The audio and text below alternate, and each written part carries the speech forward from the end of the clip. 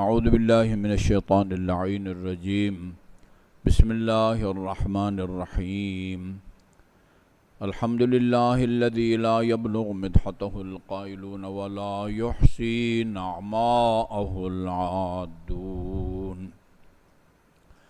الذی لا یدرکہ بعد الہمم ولا ینالہ غوث الفتن والصلاة والسلام على خير خلقه وأشرف بريته الذي سمي في السماء بأحمد وفي الأرضين بأبي القاسم محمد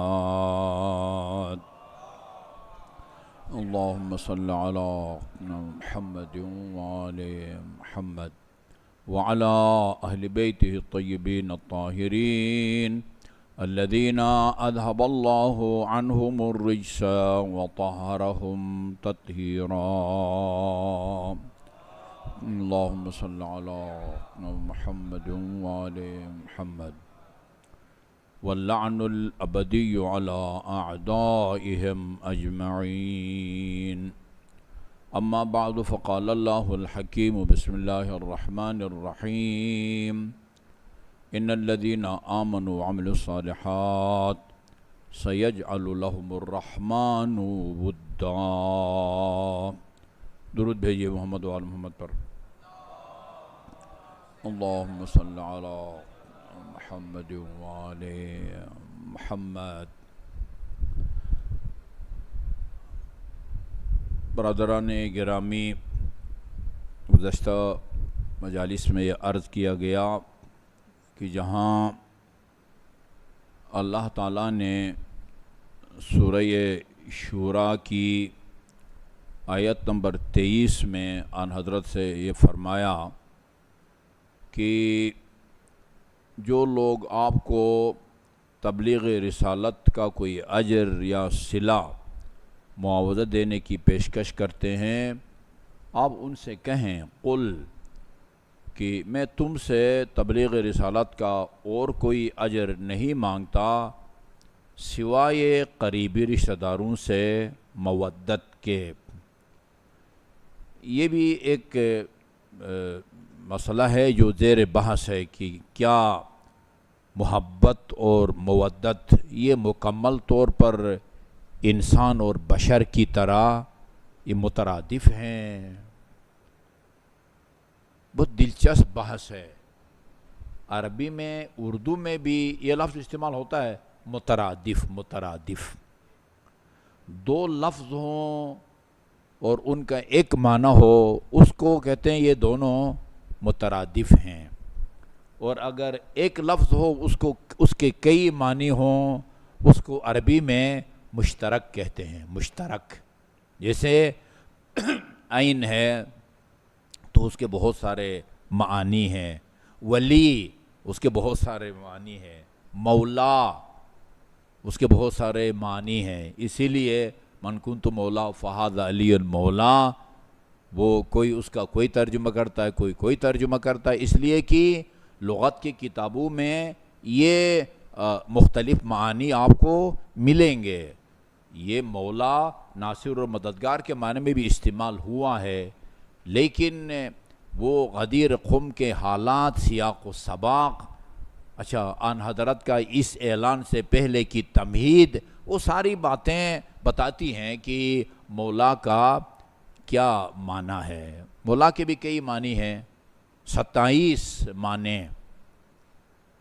ابھی تک افسوس سے کہنا پڑتا ہے کہ شیخ محسن علی نجفی صاحب کی جو کتاب ہے النہج السوی فی معنی المولا والولی، ہمارے مولانا آفتاب جوادی صاحب، میں ہمیشہ ان کی صحت اور طول عمر کی دعا کرتا ہوں مجالس میں، ان کا یہ تجزیہ ہے۔ اس لیے نہیں کہ وہ ایک پاکستانی ہے، وہ ان کے مدرسے میں رہتے ہیں، کہتے ہیں مولا اور ولی کے معنی کے موضوع پر آج تک نہ عربی میں نہ فارسی میں ایسی کتاب نہیں لکھی گئی۔ المعنی النہج السوی فی معنی المولا والولی، انہوں نے بڑے دلائل سے ثابت کیا ہے کہ یہ انما ولیکم اللہ ورسولہ والذین آمنوا الذین یقیمون الصلاۃ ویؤتون الزکاۃ وہم راکعون. وہاں ولی کس معنی میں استعمال ہوا ہے اللہ تعالیٰ کے کلام میں، اور مولا من کنت مولا فہذا علی مولا، وہاں رسول خدا نے مولا کو 27 معنوں میں سے کس معنی میں استعمال کیا ہے؟ النہج السوی فی معنی المولا والولی، یعنی ولی اور مولا کے معنی کی بیان میں النہج السوی، بہترین اور درمیانی راستہ. کتاب کا نام انہوں نے یہ رکھا ہے. کاش کہ اس کا اردو میں ترجمہ ہو.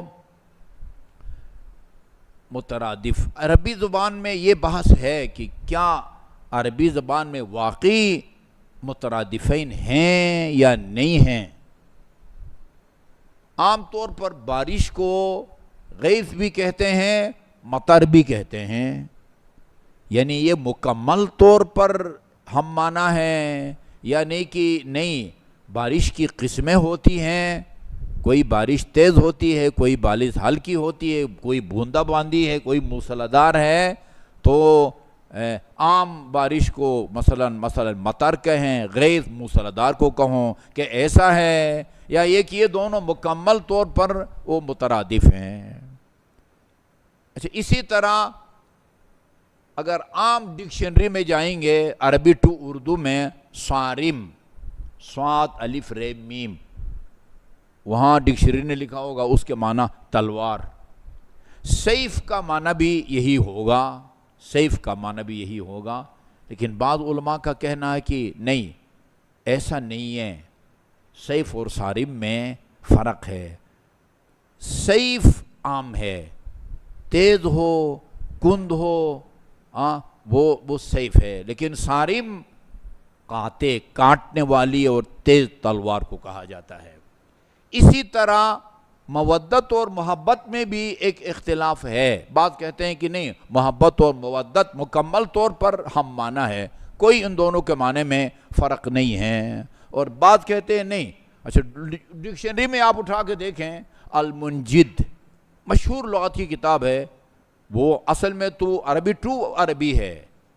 عربی کے جو مشکل الفاظ ہیں ان کا انہوں نے سادہ الفاظ میں اس کا مطلب بیان کیا ہے.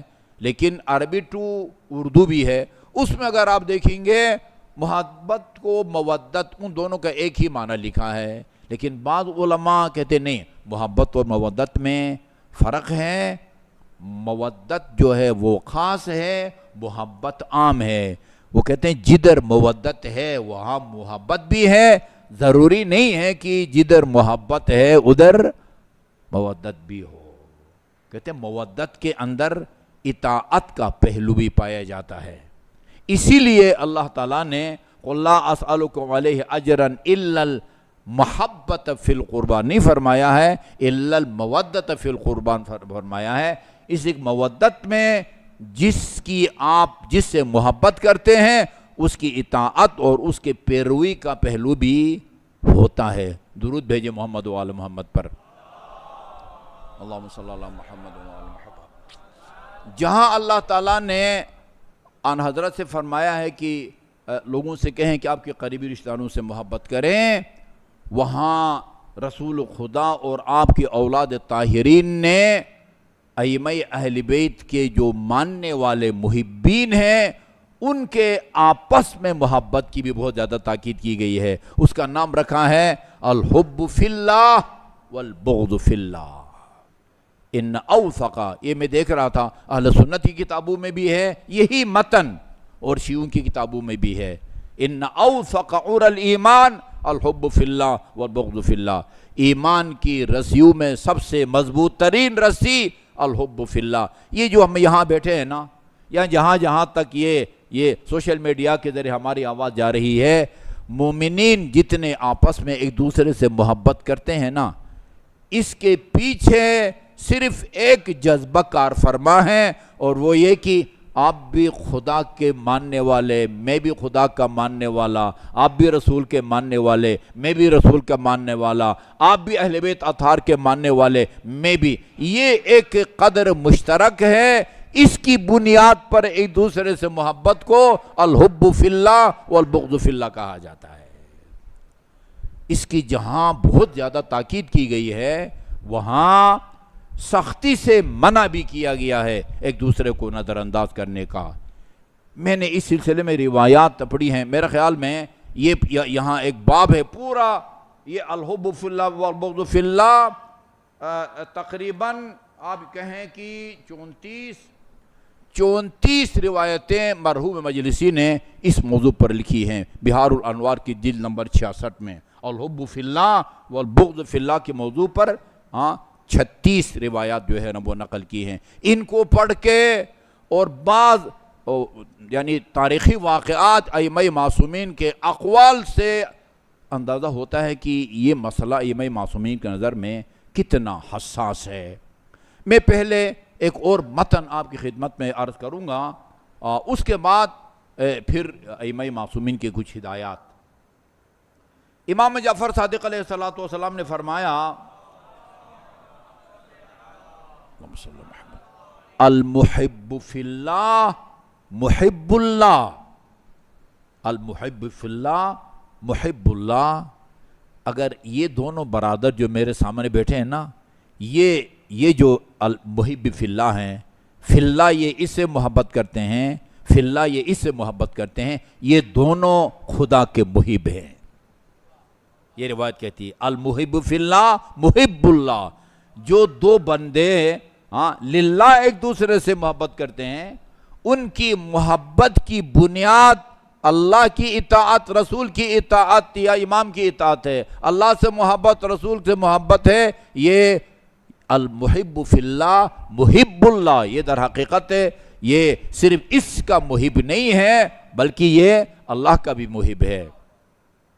والمحبوب فی اللہ حبیب اللہ، یہ والمحبوب فی اللہ حبیب اللہ، اور جو فی اللہ محبوب ہے نا، اگر آپ سے اس سے محبت کرتے ہیں تو جہاں یہ محب اللہ ہے وہاں حبیب اللہ بھی ہے۔ حبیب اللہ کا مطلب ہوتا ہے محبوب اللہ، حبیب محبوب کے معنی میں آتا ہے۔ جس طرح قتیل مقتول، انا قتیل العبرہ، یہ سید الشہداء کے میں کشتہ اشک ہوں، قتیل مقتول کے معنی میں آتا ہے۔ حبیب خدا کا مطلب کیا ہوتا ہے؟ ان حضرت کو ہم حبیب خدا کہتے ہیں، حبیب خدا یعنی محبوب خدا، یعنی اگر دو مومن ایک دوسرے سے محبت کرتے ہیں، صادق آل محبت کہتے ہیں یہ دونوں خدا کے محب بھی ہیں اور یہ دونوں خدا کے محبوب بھی ہیں۔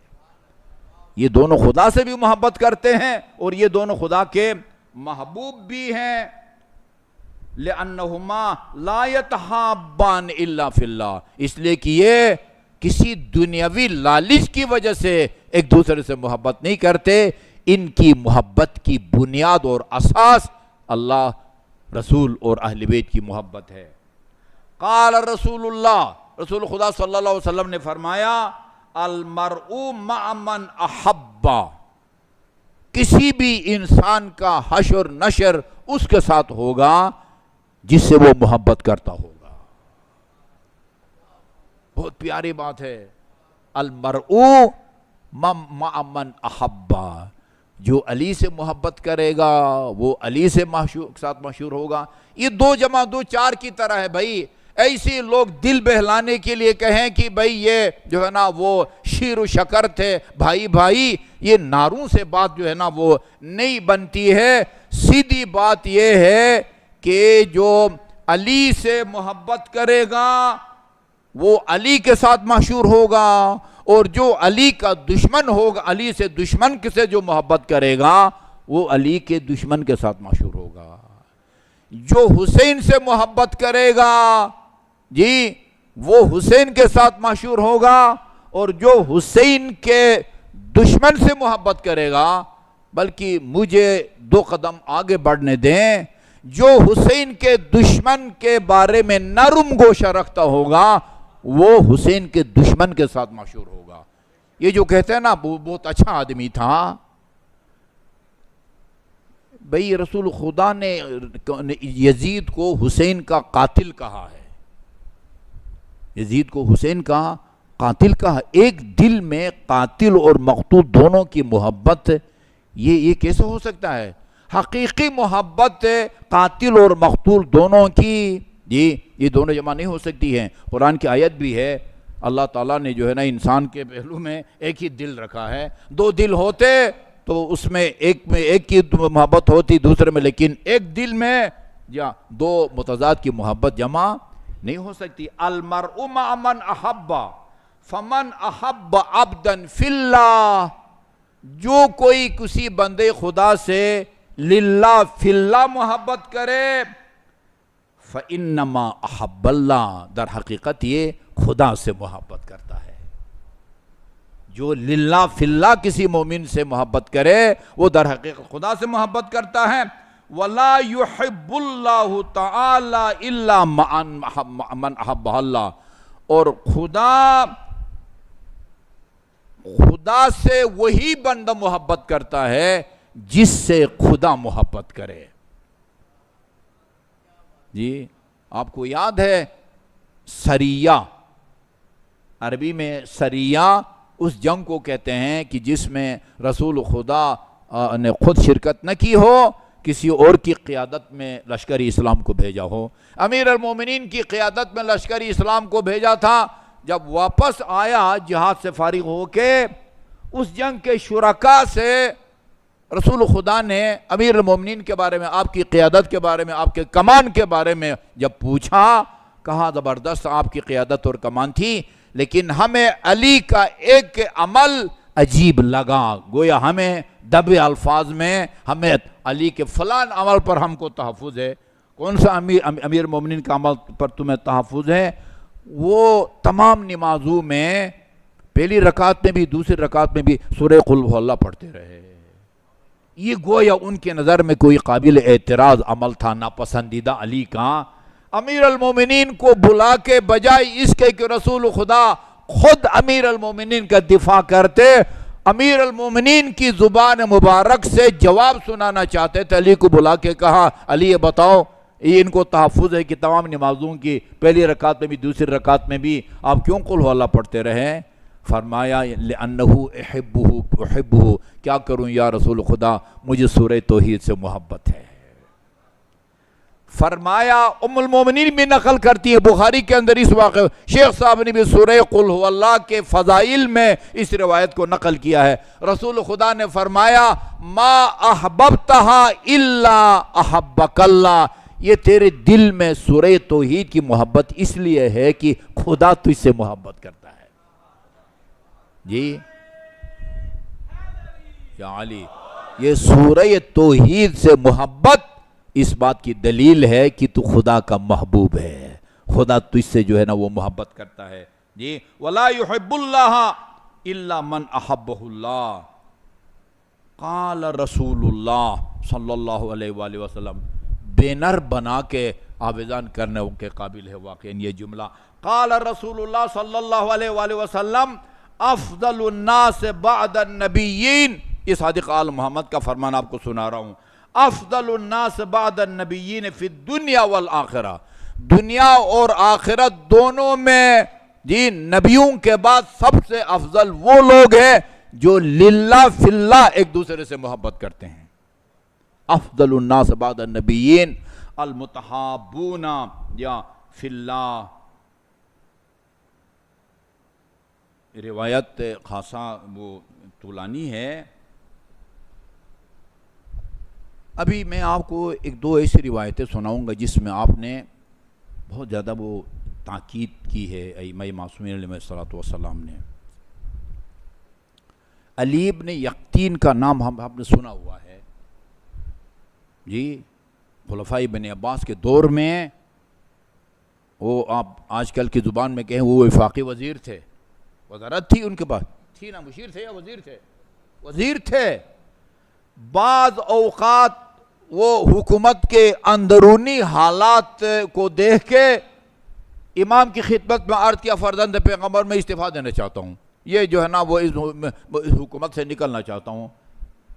عجیب بات ہے، کچھ لوگ کہتے تھے فرزند پیغمبر ہمیں فلان جو ہے نا وہ وزارت یا فلان عہدہ کی پیشکش ہو رہی ہے، آپ اگر اجازت دیں تو ہم اس نظام کا حصہ بنے جا کے، فرمایا تمہارے لیے شجرہ ممنوعہ ہے، خبردار اس ظالم نظام کا حصہ تم نے نہیں بننا، نہ وزیر بننا ہے نہ مشیر بننا ہے۔ یہ نظام کا حصہ تھا، اس نے وہاں کے جیسے حالات ہوتے ہیں تنگ آ کے کہا کہ فرزند پیغمبر اگر آپ اجازت دیں میں جو ہے نا اس نظام سے، حکومت سے علیحدہ ہونا چاہتا ہوں۔ فرمایا نہیں، تیرا ہونا ضروری ہے اس نظام کے اندر، تاکہ اندر رہ کے جی حاجت مندوں کی، مومنین کی مدد کرو، کسی کے ساتھ زیادتی نہ ہونے دو۔ اور فرمایا تھا علی بن یقطین تم مجھ سے ایک وعدہ کرو یا ایک کام کی جو ہے نا وہ ضمانت دو، میں تمہارے 3 کام کروں گا، میں تمہارے لیے 3 کام کی ضمانت دیتا ہوں۔ تم مجھ سے یہ وعدہ کرو کہ جو بھی تمہارے پاس آئے، تم حکومت میں ہو، ٹھیک ہے نا، تمہارے پاس عہدہ ہے، اختیارات ہیں، لوگ اپنے کام لے کے تمہارے پاس آئیں گے، تم مجھ سے یہ وعدہ کرو، یہ ضمانت دو کہ جو بھی کوئی کام تیرے پاس لے کے آئے گا تم اس کا کام کرو گے۔ البتہ یعنی کسی حقدار کو حق دلانا، یہ نہیں کہ وہ کوئی پارٹی بازی کر کے اپنے وہ چاہنے والے ماننے والے کو کسی کا حق دلائے، نہیں، یہ بات نہیں ہے، ٹھیک ہے نا، حقدار کو حق دلاؤ، ضرورت مند کو اس کی ضروریات کو پورا کرو۔ تم یہ وعدہ کرو مجھ سے، اور میں تم سے وعدہ کرتا ہوں کہ لا یذلک سقف سجن ابدا، مجھ سے لکھ کے لے لو مصعب بن جعفر سے کہ تم کبھی جیل نہیں جاؤ گے۔ اس کا ترجمہ یہ بنتا ہے تمہارے اوپر کسی جیل کی چھت سایہ نہیں کرے گی، اشارہ کنایا ہے، یعنی کوئی تمہیں گرفتار نہیں کر سکے گا، تم مجھ سے یہ لکھ کے لے لو۔ وَلَا يَمُسُّكَ حَدُّ سَيْفٍ أَبَدًا، جی تم یہ مجھ سے وعدہ لے لو، کرو کہ تم کام کرو گے ضرورت مندوں کی، جی کسی ظالم اور جابر کی تلوار کی دھار تیرے قریب نہیں آ سکے گی۔ اور عجیب آخری جملہ ہے وَلَا يَدْخُلُ فِي بَيْتِكَ الْفَقْرُ أَبَدًا، زندگی میں فقر اور ناداری یا غربت نام کی کوئی چیز تیرے گھر میں نہیں آئے گی۔ یہ فارمولہ ہے، میں اکثر کہا کرتا ہوں خدا کے اقوال، قرآنی آیات، رسول کے اقوال، ائمہ معصومین کے اقوال، یہ فارمولہ ہوا کرتے ہیں۔ امام موسیٰ بن جعفر علیہ السلام کی یہ علی بن یقطین سے کوئی رشتہ داری نہیں تھی، نہ کوئی پارٹی بازی تھی، پارٹی تھی تو وہی خدا کی پارٹی تھی، حزب اللہ۔ ہاں حزب اللہ یہ لبنان والی نہیں، یہ قرآن میں بھی ہے، حزب اللہ کا ذکر قرآن کے اندر بھی ہے، ٹھیک ہے جی۔ امام موسیٰ کاظم کی پارٹی بھی اللہ کی پارٹی تھی، اور علی بن یقطین بھی اللہ کی پارٹی کا بندہ تھا، اس کا جو ہے نا وہ رکن تھا۔ جو بھی یہ کام کرے جس کی توقع موسیٰ بن جعفر علی بن یقطین سے کرتے ہیں، امام کا وعدہ اس کے ساتھ بھی یہی ہے، جو کسی مومن کی مدد کرے گا، کسی ضرورت مند کی مدد کرے گا، نظام کے اندر رہ کے کسی حقدار کا حق ضائع نہیں ہونے دے گا، امام نے فرمایا ہے کہ تمہارے گھر میں فقر بھی نہیں آئے گا، تمہیں کوئی گرفتار کر کے جیل میں بھی نہیں ڈال سکے گا، اور کسی کی تلوار کی دھار بھی تیرے قریب نہیں آ سکے گی۔ یہ علی بن یقطین امام کا معتمد خاص کئی دفعہ موت کے منہ سے بچایا ہے امام علیہ السلام نے علی بن یقطین کو۔ وہ ان واقعات میں ابھی میں نہیں جاؤں گا، لیکن یہی علی بن یقطین یہ کوفہ میں رہتا تھا۔ کوفے میں ایک شخص تھا جس کا نام ابراہیم تھا۔ یہ بہار الانوار کی جلد نمبر 48، یہ امام موسیٰ کاظم علیہ السلام کے بارے میں ہے، جلد نمبر 48 میں یہ واقعہ لکھا ہوا ہے۔ ابراہیم وہ ساربان تھا، ساربان کسے کہتے ہیں؟ یہ اونٹوں کے قافلے لے کے جاتے ہیں، ساربان، جی اونٹوں کے قافلے کی قیادت کرنے والا، اس کو لے کے یہ ساربان تھا، ایک معمولی آدمی۔ دیکھ بندہ جب معصوم نہ ہونا تو کہیں نہ کہیں بندہ بھٹک جاتا ہے، وہ اردو میں ایک عربی میں محاورہ ہے، الجوادو قد یکبو، عمدہ گھوڑا بھی کبھی بدک جاتا ہے. الجوادو قد یکبو، معصوم نہ ہو، کہیں نہ کہیں جو ہے نا بندہ تھوڑی بہت لغزش کا جو ہے وہ شکار ہو جاتا ہے. وہ کوفہ کا رہنے والا ہے اور وہ علی بن یقطین سے ملنا چاہتا تھا، کسی وجہ سے اس نے اس کو ٹائم نہیں دیا. امام علیہ السلام یہ علی بن یقطین نے اسی ابراہیم جو ساربان تھا اس کو ٹائم نہیں دیا. اچھا بریکٹ میں ایک علمی نکتہ سن لیں. آپ سے اگر کوئی پوچھے کہ رسول اور ائمہ معصومین غیب جانتے تھے یا نہیں جانتے تھے، اگر آپ کہیں گے جانتے تھے، ایک لحاظ سے یہ بھی صحیح ہے. اگر آپ کہتے نہیں جانتے تھے، ایک لحاظ سے یہ بھی صحیح ہے. میں نے لحاظ کا لفظ استعمال کیا ہے، لحاظ کا لفظ. ہاں بھی صحیح ہے، نہ بھی صحیح ہے. ٹھیک ہے، آپ کہیں کہ یہ کیسے ہو سکتا ہے؟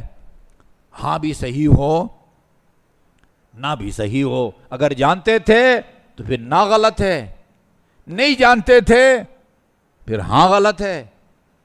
ہاں لحاظ دو ہیں. ایک لحاظ سے ہاں کہنا صحیح ہے کہ علم غیب جانتے تھے، ایک لحاظ سے نہ کہنا بھی صحیح ہے. ٹھیک ہے نہیں، کیونکہ اس لحاظ سے جو ہے نا وہ جانتے تھے. ائمہ رسول خدا یا ائمہ معصومین. اچھا قرآن کے اندر یعنی بظاہر وہ متضاد آیات ہیں. اگر وہ بظاہر متضاد آیات نہ ہوتی، وہ اسحاق کندی وہ تناقضات قرآن نام کی کتاب تیار کر کے چھاپنے والا تھا.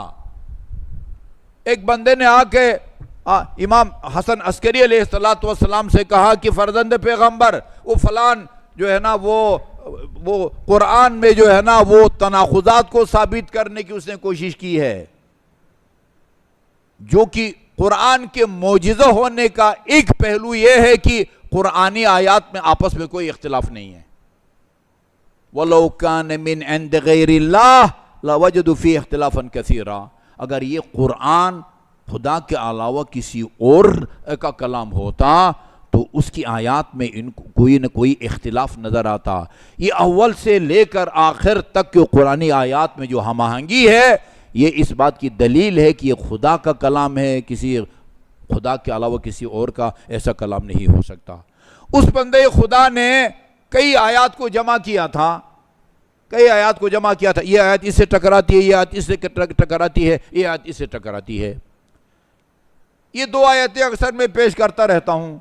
جب تک کہ آپ کسی عالم دین سے ان دونوں آیتوں کا ترجمہ نہ پوچھیں یا روایات کی روشنی میں ان دونوں کا ترجمہ نہ سمجھیں اور لکیر کا فقیر بن کے ڈکشنری کی روشنی میں اگر آپ ترجمہ کریں، ان دو آیتوں میں ٹکراؤ ہے. ایک کون سی آیت؟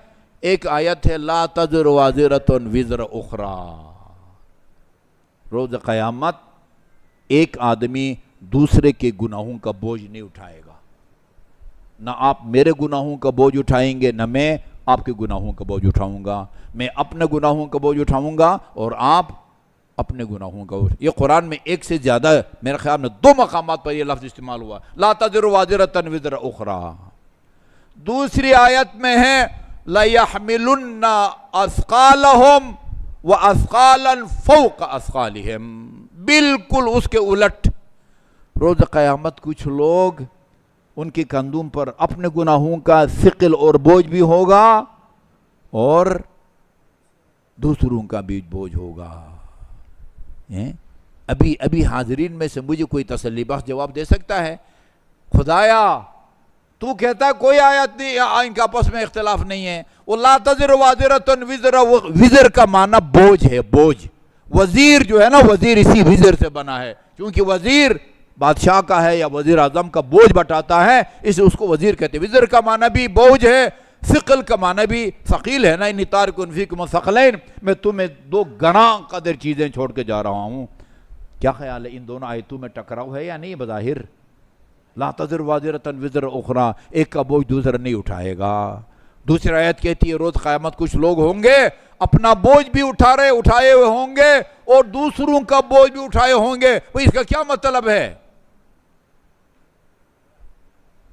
ابھی بیان نہیں کرتے اس کو نا، تاکہ آپ میں تجسس رہے، خود تحقیق کریں، ٹھیک ہے نا.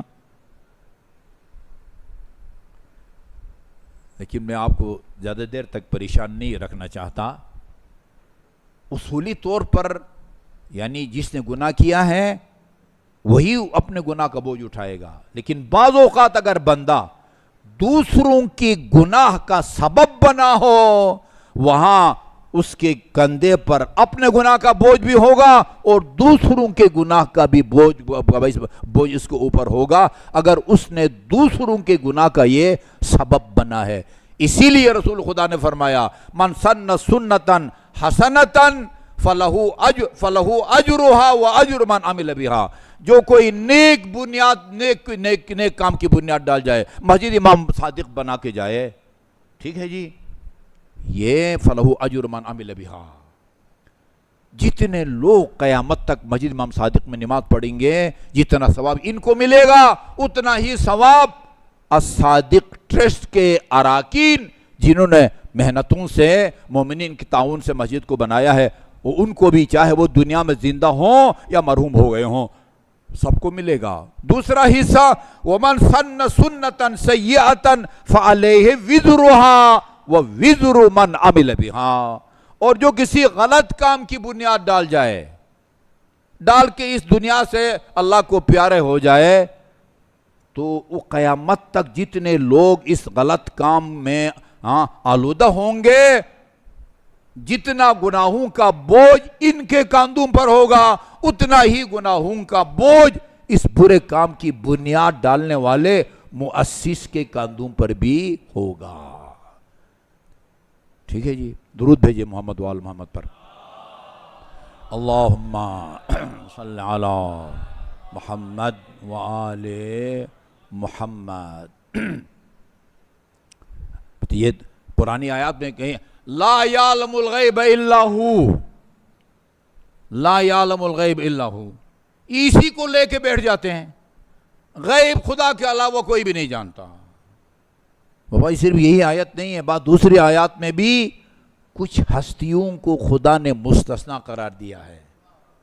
لا یعلم الغیب الا من ارتضی، غیب کو کوئی بھی نہیں جانتا مگر وہ کہ جن سے خدا راضی ہو.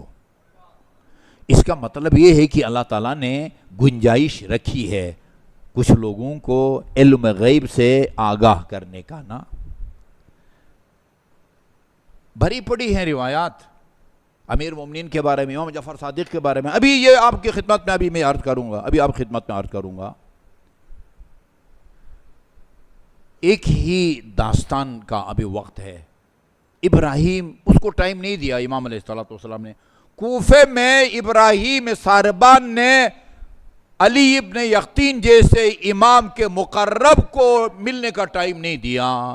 سبق ہے جس کے پاس بھی کوئی اختیارات ہے نا، وہ ایک غریب مومن کو نظر انداز نہ کرے. امام موسیٰ کاظم علیہ السلام راضی نہیں ہے اس عمل سے. اچھا، یہ حج پہ گیا، اور ظاہر ہے حج مکہ میں کرتے ہیں نا، تو لوگ پھر مدینہ منورہ بھی جاتے ہیں. مدینہ حج کے لیے گیا یہ ابراہیم ساربان، اور مدینہ منورہ جا کے امام موسیٰ کاظم، خالص امام کا صحابی، جس کو کہا تھا کہ بھئی اس نظام میں تیرا ہونا ضروری ہے، اتنا بھرپور اعتماد تھا امام کو علی ابن یقطین پر کہ کہا کہ یہ ان کو کہا تھا تم 3 کاموں سے مجھ سے وعدہ کرو، ایک کام کا وعدہ کرو، میں 3 کاموں کا جو ہے نا وہ تم سے وعدہ کرتا ہوں. یہی بندہ جب مدینہ جاتا ہے اور امام کی ملنے کی خواہش کرتا ہے، امام اس کو ٹائم نہیں دیتے. بات یہاں ہے. اچھا، کسی سے کہا، غلام سے کہا، پیغام بھیجا علی ابن یقطین حج کے لیے آیا ہوا ہے مدینہ اور وہ آپ کی زیارت کا شرف حاصل کرنا چاہتا ہے. امام علیہ السلام نے ٹائم نہیں دیا، گھر میں ملنے کا ٹائم نہیں دیا، بازار میں کہیں ملے، بازار میں مارکیٹ میں کہیں ملے، عرض کیا دست بستہ فرزند پیغمبر مجھ سے کوئی غلطی سرزد ہو گئی ہے، گستاخی، آپ نے مجھے ٹائم نہیں دیا۔ کہا تم نے ہمارے محب ابراہیم کو ٹائم نہیں دیا۔ یہ کدھر کا واقعہ ہے؟ ابراہیم نے کوئی ٹیلی فون پر شکایت نہیں لگائی امام کی خدمت میں، ٹیلی فون پر کوئی شکایت نہیں لگائی۔ امام زمان، صرف امام زمان کی خصوصیت ہے، امام زمان کے الفاظ ہیں تم مغرب میں ہو یا مشرق میں ہو تمہاری کوئی بات ہم سے پوشیدہ نہیں ہے۔ یہ الفاظ امام زمان کے احتجاج طبرسی میں بھی اور کتابوں میں بھی ہیں، تمہاری کوئی بات ہم سے پوشیدہ نہیں ہے۔ لہذا میرے بزرگوں اور عزیزوں، کوئی ایسا کام نہ کریں، کوئی ایسا کی بات نہ کریں جو امام، وہ خدا تو خیر وہ ہمارے وہ جو ہے نا شاہرگ سے بھی زیادہ قریب ہے۔ کل میں لالہ موسیٰ گیا تھا ایک مجلس پڑھنے، وہاں ایک مومن کے بانی مجلس گھر بیٹھا ہوا تھا، ایک آدمی مجھ سے پہلے پڑھ رہا تھا، وہ ایک اکثر جو نعرے لگوانے کے لیے کہا جاتا ہے علی اگر خدا نہیں ہے تو خدا سے جدا بھی نہیں ہے۔ اچھا میں نے کہا کہ اس کا کیا مطلب ہے بھائی؟ علی کے خدا سے جدا ہونے کا مطلب کیا ہے؟ ہم سے خدا جدا ہے؟ آپ سے جدا ہے خدا؟ خدا خود کہتا ہے میں تمہارے شہرک کے قریب ہوں۔ خدا فرماتا اینما تولوا فثم وجہ اللہ، تم جدھر رخ کرو ادھر خدا کی ذات موجود ہے۔ قرآن میں ہے تم 3 ہو تو چوتھا خدا ہوگا، 4 ہو تو 5واں خدا ہے۔ وہ کدھر ہے بھائی؟ خدا ہم سے جدا نہیں ہے۔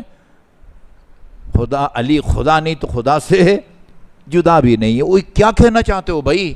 کوئی ٹھوس فضیلت بیان کرو علی کی جس میں مغز ہو، کھوکھلے فضائل بیان کر کے وہ نعرے مروا کے جو ہے نا وہ خوش نہ ہو۔ اگر یہ مطلب ہے جیسے کہ علی مع الحق والحق مع علی، علی مع القرآن، علی خدا سے جدا نہیں کا مطلب یہ ہے کہ اگر آپ کا یہ مطلب ہے کہ علی کی کوئی حرکت، قول اور فعل خدا کی مرضی کے خلاف نہیں ہوتا، یہ وہی ہے لن یفترق حتی یرضی علی الحوض، انی تارک فیکم ثقلین، میں تمہیں 2 گراں قدر چیزیں چھوڑ کے جا رہا ہوں، ایک قرآن ہے، ایک میرے اہل بیت ہیں جی، جب تک ان سے متمسک رہو گے ہرگز گمراہ نہ ہوگے۔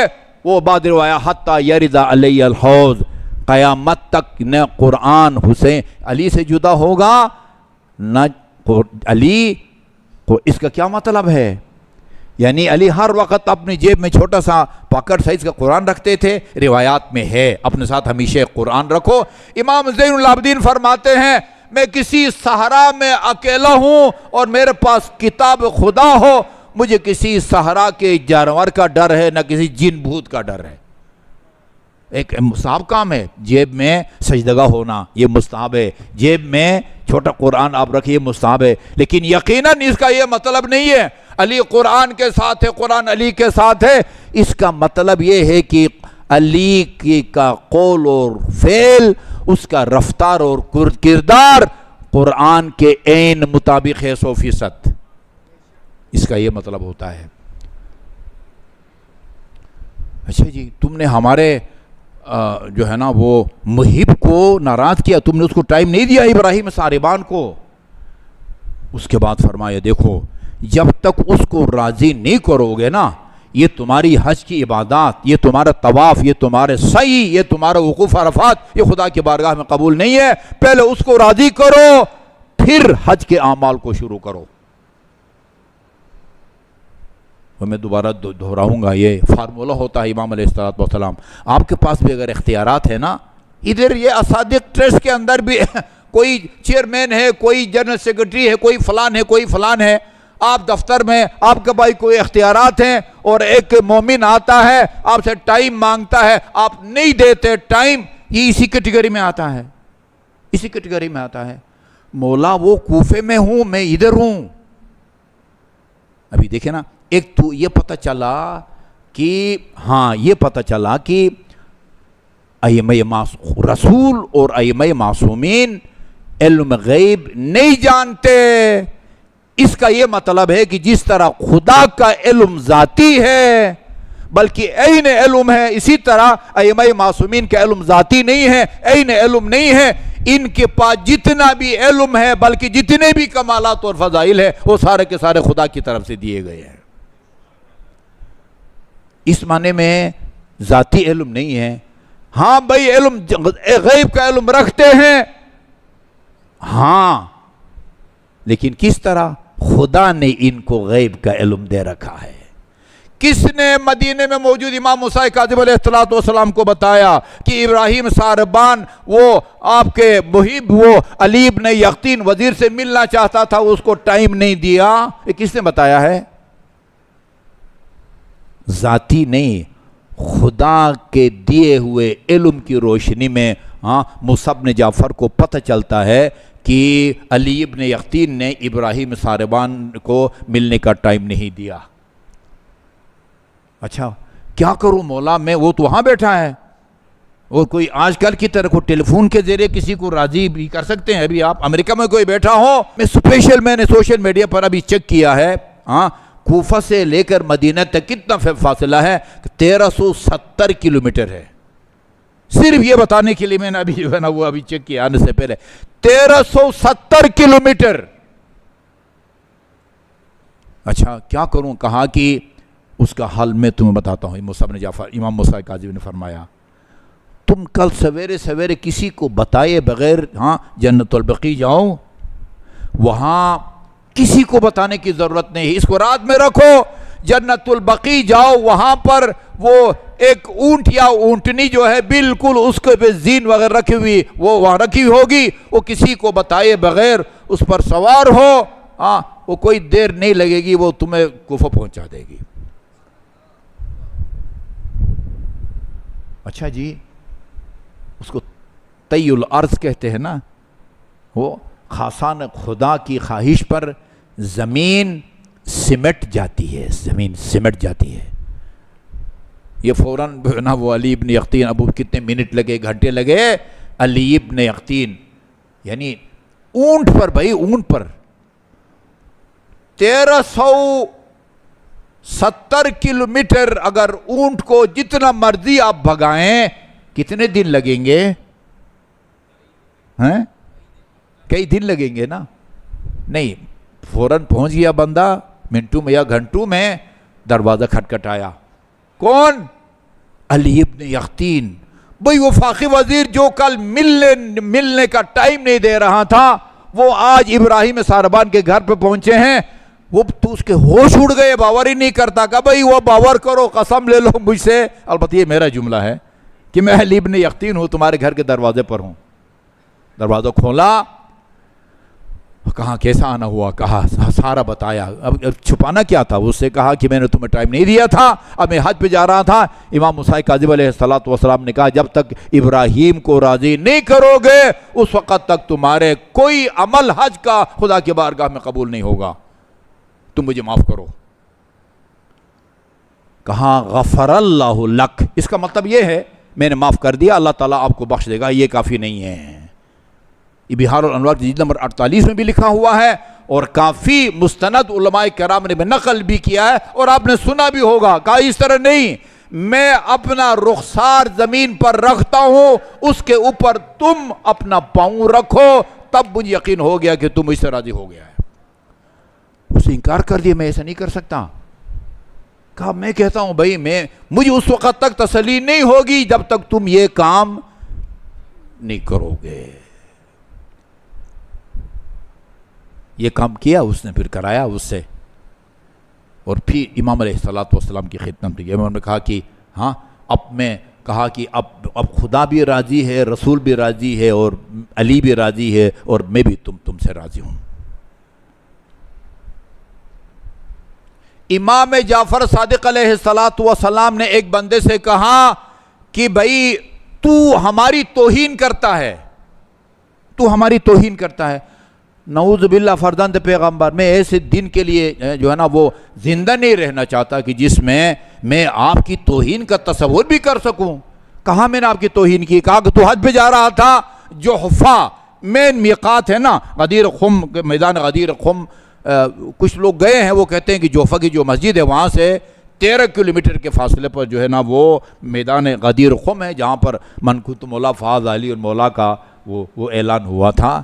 جحفہ کے قریب ہمارا ایک ماننے والا، وہ تو اپنی سواری پہ سوار ہو کے جا رہا تھا، وہ تھک گیا تھا، اس نے تجھ سے کہا کہ بھائی یا مجھے فلان جگہ جانا ہے، اور تمہارے جو ہے ساتھ کوئی اور بندہ نہیں ہے، سواری کی پوچھ پر گنجائش ہے، ہاں مجھے وہ بٹھا کے اپنے ساتھ لے جاؤ، تم نے اس کو نہیں بٹھایا۔ اس نے بھی کوئی موبائل پر امام کو شکایت نہیں لگائی تھی۔ یہ ہمارے چاہنے والوں کی توہین کو ہم اپنی توہین سمجھتے ہیں۔ بہت حساس مسئلہ ہے، اس کی طرف توجہ کی ضرورت ہے۔ ٹائم ہمارے پاس بالکل ختم ہو چکا ہے۔ فرما رہے تھے اس دن علامہ عقیل غروی، یہ دن شہادتوں کے نہیں ہیں، لیکن ہم جب تاریخ پڑھتے ہیں نہ شہادتوں کے واقعات کو یہ کوفہ اور شام کے واقعات سے ہم الگ تصور کر سکتے ہیں، نہ شام اور کوفہ کے واقعات کو شہادات سے جو ہے نا وہ الگ تھلگ کر سکتے ہیں۔ اس دن میں نے عرض کیا تھا 3 ہستیاں عراق میں باب الحوائج کے نام سے مشہور ہیں، تین ہستیاں، 2 ہستیاں جن کی الگ قبر ہے، حرم ہے، ان کے صدر دروازے پر لکھا ہوا السلام علیکم یا باب الحوائج۔ ایک امام موسیٰ کاظم ہیں، باب الحوائج ہیں، ان کے حرم کے صدر دروازے پر لکھا ہوا السلام علیکم یا باب الحوائج۔ دوسرے علمدار حسین، ان کے دروازے پر بھی السلام علیکم یا باب الحوائج۔ اور تیسرے کربلا کا سب سے کم سن شہید، میرے اور آپ کے 6 مہینے کے آقا، ان کی الگ سے کوئی قبر ہوتی، حرم ہوتا، اس کے صدر دروازے پر لکھا جاتا السلام علیکم یا باب الحوائج۔ میں اسی دوسرے باب الحوائج کا آج میں ذکر کرنا چاہوں گا۔ بہت سارے مومنین نے مجھ سے کہا ہے بہت پریشانی ہے، بہت تشویشناک صورتحال ہے، میں ان سب کی حاجت روائی کے لیے اور آپ دوستوں کی جو حاجات ہیں ان کی حاجت روائی کے لیے اسی باب الحوائج کے در پہ آپ جاتے ہیں، جو حسین کی بھی امید کے مرکز تھے اور تمام اہل حرم کی امیدوں کے مرکز اور ڈھارس تھے، اور وہ علمدار حسین علیہ السلام ہے۔ ازری شاعر ہے، ازری شاعر، بڑا اپنے وقت کا معتبر، اس نے ایک قلم اٹھایا حضرت عباس کی شان میں قصیدہ لکھنے کے لیے، اور یہ جملہ لکھا یوم ابو الفضل استجار بہ الہدا، عاشور کے دن ہدایت یعنی سراپا ہدایت امام حسین عباس کی پناہ میں چلے گئے۔ عاشور کے دن حسین عباس کی پناہ میں چلے گئے، یہ جملہ لکھا، پھر گھبرا گیا، یہ کہیں گستاخی نہ ہو امام علیہ السلام کی شان میں، اس کے لیے کائنات بنی ہے، اس کے ایک جنبش لب سے یہ لشکر کا صفایا ہو سکتا ہے، تم نے کیسا لکھا؟ حسین عباس کے پناہ میں چلے گئے، گھبرا گئے، قلم کاغذ کو چھوڑا اور سو گئے۔ خواب میں نواسے پیغمبر کو دیکھا، فرمایا ازری تیرا یہ مصرع غلط نہیں ہے، اس کو بھی رہنے دو، دوسرا مصرع میں تمہیں بنا کے دیتا ہوں۔ یہ کتنا خوش قسمت اور معتبر شاعر ہے، یعنی اس کی شعر کی بھی مصرع کی بھی تصدیق کرتے ہیں اور دوسرا مصرع بھی خود بنا کے دیتے ہیں۔ شاعر کا مصرع ہے یومن ابو الفضل استجار بہ الہدا، اور اگلا مصرع حسین نے بنا کے دیا وَالشَّمْسُ فِي قَدْرِ الْعُجَاجِ لِسَامُهَا، یہ اس دن کی بات ہے جب کربلا کے سورج نے کربلا کے غبار کا نقاب اوڑھ رکھا تھا، اس وقت حسین عباس کی پناہ میں چلے گئے۔ جو بھی شہید ہوا امام سے اجازت لے کے میدان میں گیا اور شہید ہوا۔ ہر شہید نے اصحاب میں سے ہر شخص نے اپنی حیثیت کے مطابق، اپنے جذبات کے مطابق، اپنی صلاحیتوں کے مطابق امام سے مخصوص الفاظ میں اذن جہاد طلب کیا۔ عباس نے جن الفاظ میں حسین سے اجازت طلب کی ہے وہ الفاظ کسی کے اذن جہاد میں آپ کو نہیں ملیں گے۔ امام کی خدمت میں آ کے عرض کیا لقد ضاق صدری یا ابا عبداللہ، فرزند پیغمبر اب میرے صبر کا پیمانہ لبریز ہوتا ہے، میرا سینہ تنگ ہوا جاتا ہے. اريد ان انتقم من هؤلاء المنافقین، میں ان منافقین سے اب وہ انتقام لینا چاہتا ہوں. میں ہمشکل پیغمبر کا انتقام لینا چاہتا ہوں، میں قاسم کا انتقام لینا چاہتا ہوں، میں آپ کے مخلص اصحاب کا انتقام لینا چاہتا ہوں. امام نے فرمایا عباس تو میرے لشکر کا علمدار ہے، انت حامل اللوائی، تو بھی اگر چلا گیا میرے لشکر کا شیرازہ منتشر ہو جائے گا. بعض علماء نے لکھا ہے کہ عباس کو بھی پتہ تھا کہ میں آخری شہید ہوں، اور حسین کو بھی پتہ تھا میرے اصحاب میں سے کوئی زندہ نہیں بچا، نہ کوئی میرا بھانجا نہ کوئی بھتیجا، ایک عباس زندہ تھے. کیوں فرمایا تو میرے لشکر کا علمدار ہے؟ لشکری جیسے عباس نے فرمایا. بعض علماء نے لکھا ہے حسین نے اس لیے فرمایا تو میرے لشکر کا علمدار ہے، حسین اکیلے عباس کو اپنا لشکر سمجھتے تھے.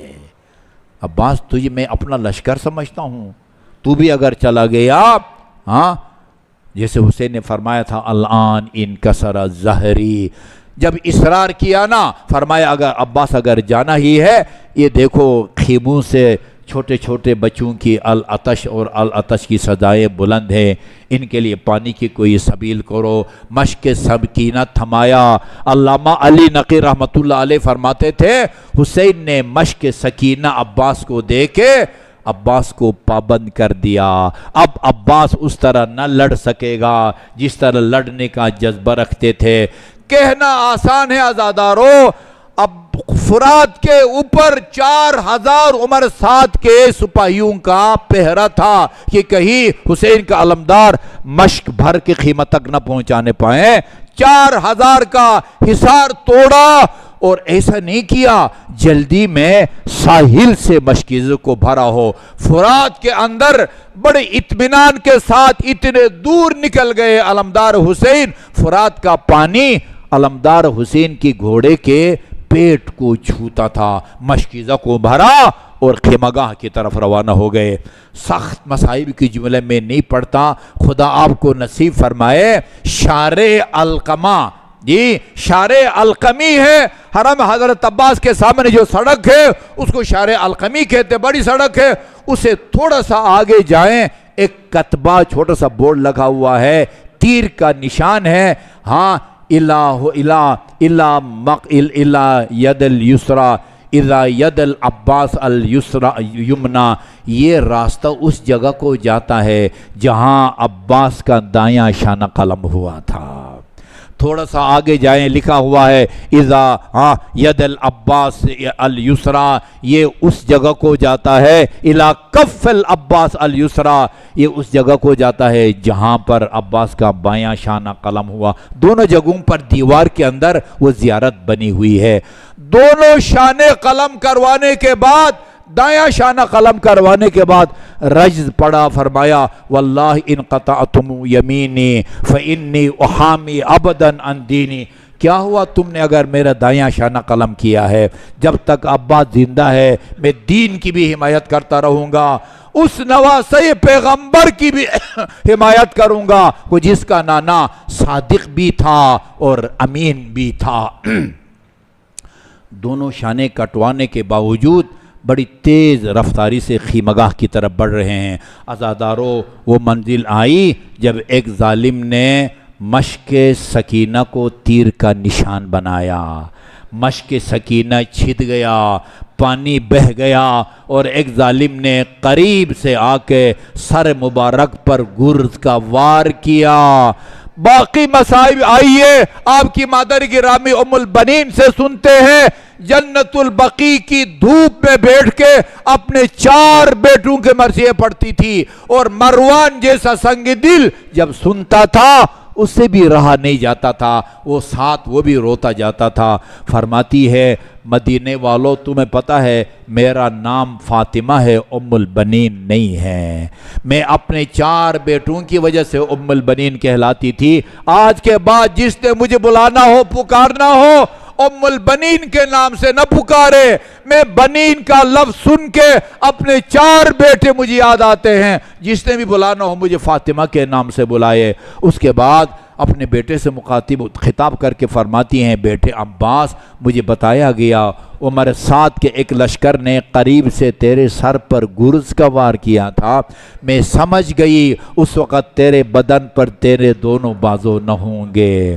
مجھے پتا ہے بیٹے عباس تو کتنا طاقتور و بہادر تھا، کسی کی کیا مجال کہ تیرے دونوں بازو بدن پر موجود ہوں اور دشمن کا سپاہی اتنا قریب آ سکے کہ تیرے سر پر گرز کا وار کرے۔ زمین پر گرنا تھا، آقا کو پکارا، ادرکنی یا آقا، آقا غلام کی خبر لیجئے۔ حسین گئے، فمشا لمسرعه الحسین وطرفه بین الخیام وبینہ متقسم۔ حسین فرات کی طرف روانہ تو ہوئے مگر عزادارو نگاہیں تقسیم تھی، ایک نگاہ فرات پر تھی اور ایک نگاہ خیمگاہ پر تھی کہ کوئی دشمن خیمگاہ پر حملہ نہ کرے۔ گئے، عرض کیا آقا میں آپ کی زیارت کرنا چاہتا ہوں مگر ایک آنکھ میں تیر ہے اور دوسری آنکھ میں خون بھرا ہوا ہے۔ دامن قبا سے خون کو صاف کیا، امام کی زیارت کی اور دونوں ہاتھوں کو عباس کے بدن کے نیچے رکھا۔ عرض کیا آقا کیا کرنا چاہتے ہیں؟ فرمایا میں تمہیں خیمگاہ لے کے جانے کی کوشش کرتا ہوں جس طرح باقی شہداء کو لے گیا ہوں۔ فرمایا میں آپ کو آپ کے جد کا واسطہ دیتا ہوں، مجھے یہیں رہنے دیجئے۔ کیوں عباس؟ کہاں انی استحی من ابنتک سکینہ، میں آپ کی بیٹی سکینہ سے پانی کا وعدہ کر کے آیا تھا، مجھے سکینہ سے شرم اور حیا آتی ہے۔ بعض روایات میں ہے فجعل یکفکف دموعہ بکمہ، عباس اٹھے اپنے ابا کی آستین سے آنسو پوچھتے جاتے تھے، خیمگاہ تک پہنچے۔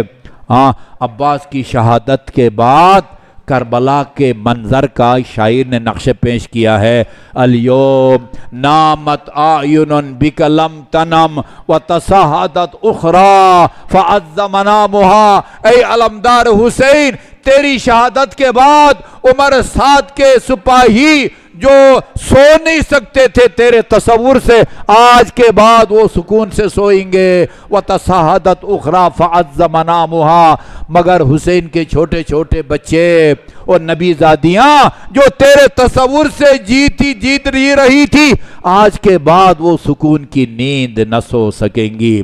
لا اضحک اللہ سن الدہر ان ضحکت وآل احمد المظلومون قد قہروا ولا حول ولا قوة الا باللہ العلی العظیم۔ یا محمود بحق محمد ویا اعلا بحق علی ویا فاطر السماوات والارض بحق فاطمہ ویا محسن بحق الحسن ویا قدیم الاحسان بحق الحسین و اولادہ المعصومین۔ خدایا بحق محمد و آل محمد جو مومنین مومنات پریشان حال ہے ان کی پریشانیوں کو دور فرما، مریضوں کو شفائے کامل اور عاجل عطا فرما، بے روزگار مومنین مومنات کو رزق حلال سے مالا مال فرما، جن مومنین مومنات نے کوئی جائز کاروبار شروع کر رکھا ہے خصوصاً ابو حیدر صاحب، خدایا ان کے کاروبار میں برکت نصیب فرما، بے اولاد مومنین مومنات کو اولاد صالح و سالم اور نرینہ عطا فرما۔ بحق محمد و آل محمد اسرائی امامیہ دنیا میں جہاں کہیں بھی قید و بند کی صحبتوں میں ہیں سب کو جلد از جلد اور باعزت رہائی نصیب فرما۔ بحق محمد و آل محمد رہبر معظم آیت اللہ سیستانی سرزمین ایران و عراق، وہاں کے تمام اتباط مقدسہ، حرم جناب زینب کبریٰ، ان سب کو اپنے حفظ و امان میں رکھ۔ سوریہ کے مومنین اور پارچینار کے مومنین کی حفاظت فرما، ان کی مشکلات کو اپنے قدرت و کاملہ سے ہمیشہ کے لیے آسان اور حل فرما۔ خدا بحق محمد و آل محمد مومنین کرام جو زیارات کی حسرت رکھتے ہیں، اس راہ کی تمام رکاوٹوں کو برطرف فرما اور پہلی فرصت میں اتباط مقدسہ کی زیارت نصیب فرما۔ اسرائیل اور اس کے تمام اس کے سرپرستوں اور سہولتکاروں کو اپنے قدرت کاملہ سے نیست و نابود فرما۔ قائم آل محمد کے توجہات خاص کو ہم سب کے شامل حال فرما۔ جن مومنین مومنات کے تعاون سے یہ مجالس منعقد ہو رہی ہیں ان کے رزق حلال میں وسعت عطا فرما، ان کے جملہ مرحومین مرحومات ان کے گناہان صغیرہ اور کبیرہ کی مغفرت فرما، انہیں محمد و آل محمد کی شفاعت اور ان کے جوار میں مقام عطا فرما۔ درخواست کروں گا ان بانیان مجلس کے مرحومین مرحومات اور اپنے مرحومین مرحومات ایصال ثواب کے لیے سورہ فاتحہ اور 3 مرتبہ قل هو اللہ کی تلاوت فرمائیں۔ بسم اللہ الرحمن الرحیم، الحمد للہ رب العالمین الرحمن الرحیم مالک یوم الدین، ایاک نعبد و ایاک نستعین، اہدنا الصراط المستقیم صراط الذین انعمت علیہم غیر المغضوب علیہم ولا الضالین۔ بسم اللہ الرحمن الرحیم، قل هو اللہ احد اللہ الصمد لم یلد ولم یولد ولم یکن له کفوا احد۔ بسم اللہ الرحمن الرحیم، قل هو اللہ احد اللہ الصمد لم یلد ولم یولد ولم یکن له کفوا احد۔ بسم اللہ الرحمن الرحیم، قل هو اللہ احد اللہ الصمد لم یلد ولم یولد ولم یکن له کفوا احد۔ بسم اللہ الرحمن الرحیم، قل هو اللہ احد اللہ الصمد لم یلد ولم یولد ولم یکن له کفوا احد۔ اللہم اغفر للمؤمنین والمؤمنات والمسلمین والمسلمات الاحیاء منهم والاموات، تابع اللہم بیننا وبینہم بالخیرات، انک مجیب الدعوات، انک علی کل شیء قدیر۔